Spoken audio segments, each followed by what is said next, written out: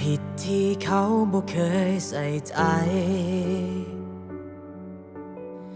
เจ้าผิดที่เจ้าอ่อนไหวปันใจคนอื่นคอยผิดที่หูว่าเจ้ามีแฟนยังอยากไปแทนเขาคนนั้น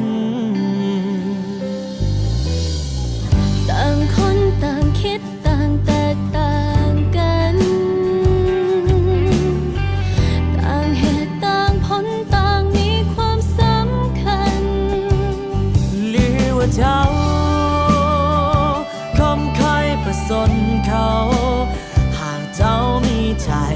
เป็นอย่างบ่ยอมห่างเขามาเพราะว่าเขา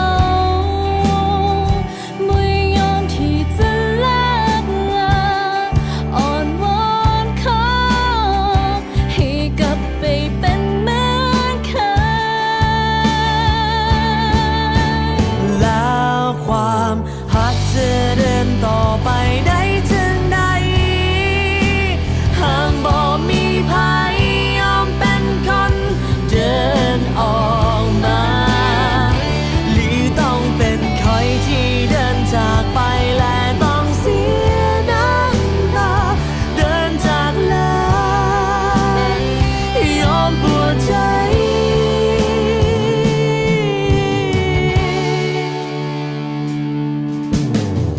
คอยเองก็ยังหาคอยเองก็ยังหลงเขาเองก็ยังคงเสียดายวันเวลาคอยเองก็ยอมแพ้ที่จะเลือกไพ่มายังตีสองหน้าให้มีแต่ความเสียใจหรือว่าเจ้าคมคายผสมเขาหากเจ้ามีใจเป็นอย่างบ่ยอมห่างเขามาเพราะว่าเขาไม่ยอมที่จะเลิกลาอ่อนวอนขอให้กลับไปเป็นเหมือนเคยแล้วความหักจะเริ่มต่อไปได้จึงใดหากบ่มีภัยยอมเป็นคนเดินออกมาหรือต้องเป็นใครที่เดินจากไปและต้องเสียน้ำตา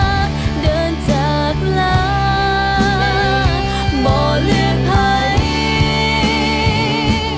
ทั้งสองคน